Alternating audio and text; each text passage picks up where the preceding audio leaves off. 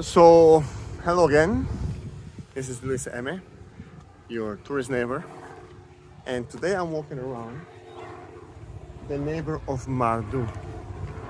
It is a sort of a single-family home, duplex type of neighborhood, beautiful new houses. We are spending some time with my cousin, extended cousin, and they have beautiful. They own a beautiful duplex here. New houses. The yards are amazing. I'm saying the word beautiful too much because it is an amazing place. It's a little farther west of the city. There's a lot of kids here, which amazing for the kids, for my cousins, my little cousins, to be grown up in. Again, I'm very impressed with the architecture. It looks beautiful. It makes me feel like my house is trash. I'm kidding, but no, it's a nice place, especially for kids to grow up. As I mentioned before, actually, you know what? Let me walk all the way down the street because there's like a turn at the end. I said it before. There's a lot of safety here for the kids. I've seen kids by themselves in their early teens. I'm sure even earlier than that. 8, 9 years old, they go to a park, spend there the afternoon. Like I used to do. I used to go down to the neighbor's building. My best friends in the world, they're still with me. I'm still in touch and I still see them as often as I can. I used to go down to their building and we used to spend the whole afternoon together. No, there was no parent sitting next to us telling us what to do or what not to do. We were, safe. By the way,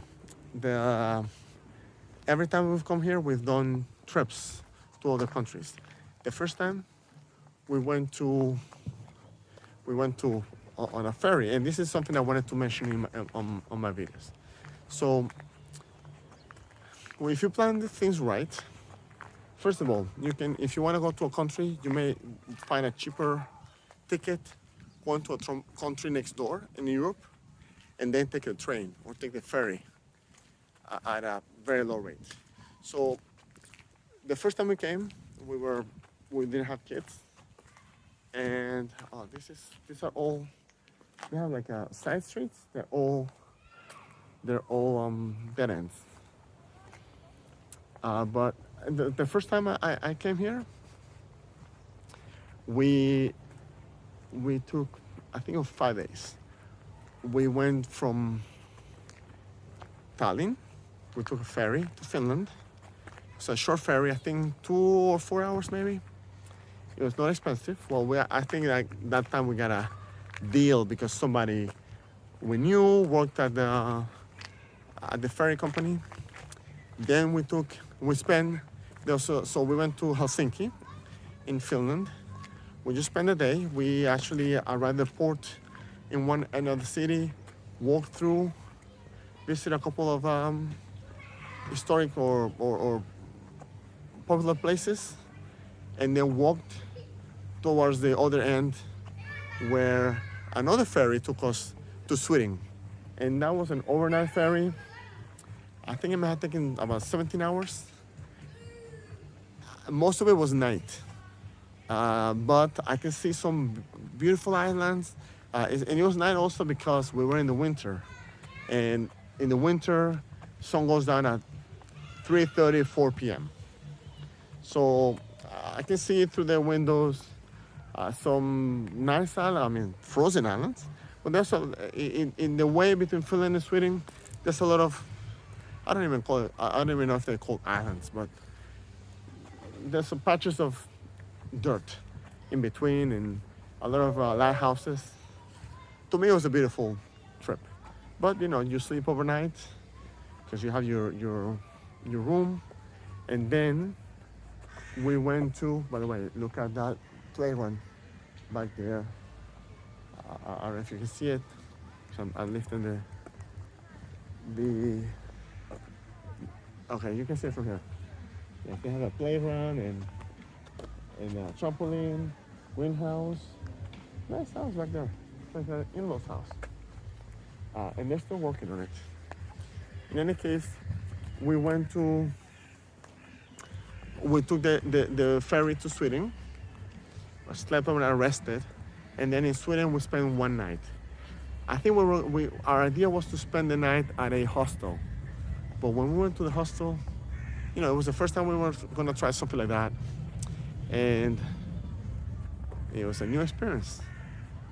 So we wanted to give it a try. Again, we're a recently married couple years married, no kids, so we wanted to take the risk. But once we got there, we saw a lot of signs that say, be careful around here, take care of your belongings. It looked like a bad part of the neighborhood. So we decided to, oh, look at this. They have like a automated lawnmower, which is cool. I don't know what it's lawnmower or something like that. Anyway, yeah, we thought, okay, let's go try. So we got there, bad area. So we ended up staying a night at a hotel. Somewhere nearby, but we did go to a hotel. And this is Sweden, in Stockholm. In Stockholm, I think we went downtown. Yeah, we went downtown. It was beautiful. Stockholm was beautiful. By the way, Finland, I know it was just a very tiny trip. And even though they're a very advanced country, the education level is one of the highest in the world. We didn't find a lot of people who spoke English at that moment. In a couple of stores. Again, it was very, very small sample of people, but it seemed odd. In any case, when we went to Stockholm in Sweden, we stayed at a hotel.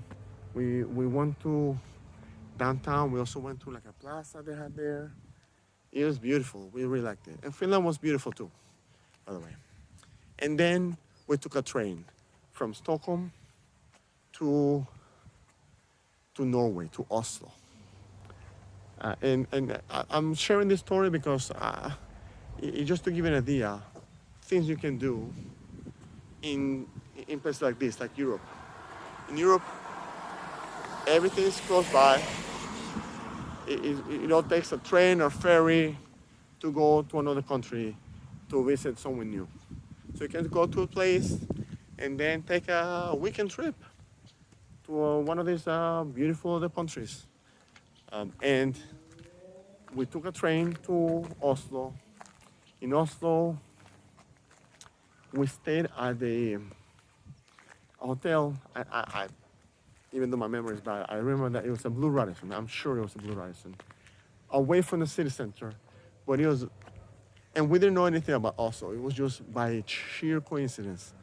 We stayed at the Blue Radisson that was right across the street from a mountain, which I believe, and it was a mountain they transformed from a garbage dump into a snow mountain, a ski mountain. So we stayed at the hotel. They had a beautiful sauna with a huge glass window overlooking the mountain. The mountain wasn't only the ski mountain. They have other things over there. But it was a nice place. We stayed there when I never skied. So we decided let's go try it out. We walked across the street. We went skiing. I did the stupidest thing because of translation issues. When I told them my size, which should have been the size that I used to use in Venezuela, which is about 40 and a half of that, if I remember correctly. When I told them my size, they didn't understand me well. They gave me a ski that was way too small, and I didn't want to seem dumber than I was already looking, and I tried for 40 minutes to try to put that thing in, thinking that I was doing something wrong, that I wasn't putting it correctly. And eventually I went back to the agent to the whoever registered me to the place. Say, look, this was a fit. You know, I wanted this size or whatever. And then they gave me another one, and it fit. So it fit properly. But by then, I was already exhausted trying to put my feet inside those stupid skis. So we went to. You can pay extra to go to the top of the mountain and go down the mountain skiing. We didn't know enough to be doing this, so I just went through like the training courses. It was nice. I will do it again one time, but maybe not one time, but I'll do it again. Ooh, look at this, Sabashka. Share with you. Hi. Okay, you can say hi. So of course, I'll do it again, ski. But that one time, I was so exhausted after trying to put some shoes on that it was a turn off. So I will spend like about another hour trying to ski, and it was still dangerous. We didn't know enough. We didn't pay for classes. It was nice. I like the experience. I just wish that I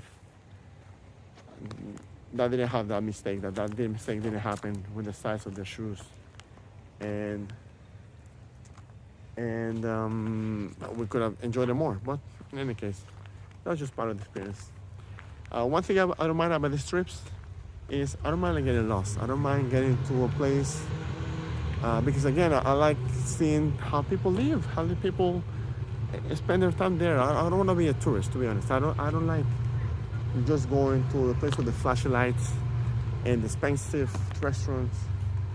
I like to see how people spend their days in a place. So and so I don't mind getting lost. I don't even mind getting lost in my own house, my own home, my own city. I like going and discovering new places. You can always find a nice park, especially with kids. Find a nice park, find a nice activity that you didn't know before.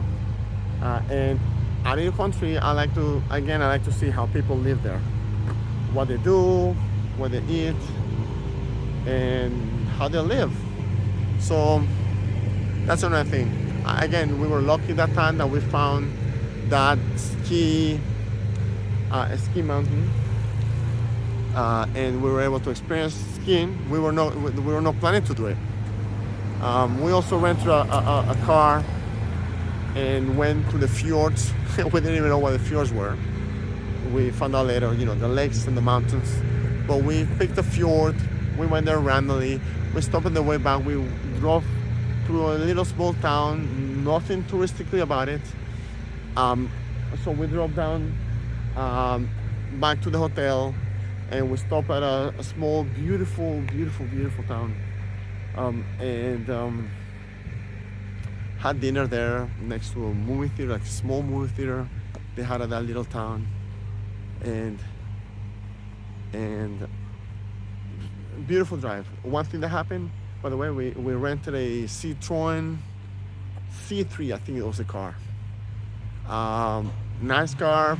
It had a feature that I know it's more common now in cars, but you don't see it very often in the US, which is when you turn it on, when you stop at a light or whatever, the engine shuts off. And when you press the gas again, it turns back on so you waste less gas. I don't know, it's just something silly, but I like that feature on the car. Small car, again, we were only my wife and I. But on the way back, we got a flat tire. And this is -5-degree weather or something like that. We were on a highway, just across a bridge, not a bridge, sorry, a tunnel. We had just gone across a tunnel, and we had a flat tire. And I came out of the car, and I opened the trunk, and I don't find a spare. I found like a little device where the spare should be, and I figured the device was to help me with this, but I didn't know. I didn't speak Norwegian, and I started thinking about it. I couldn't figure out what it was, and as I looked around, I started, I wasn't panicking. It's not like we're in the middle of nowhere, even though it was a highway far away from the city. There's traffic going through. And when I say traffic, I mean there's a car every 5-10 minutes going by. But in any case, we stopped there. I started looking at the device, looking around the car, seeing what is it that I can find to fix our problem. And eventually I get it. The device had two little hooks, two little hoses to attach to the tire. One was to put a gel in the tire, and another one was to fill it up. And as I was doing this, and it had not been even 5 minutes, another car, the first car that drove by, pulled over next to us and asked us if we needed help. Beautiful. So grateful. Again, just wanted to share that story to encourage you to go out there and come to these places and get lost in some city. You'll find something beautiful. All right, goodbye. Hope you like my story. What? Wow! Almost fell on your butt.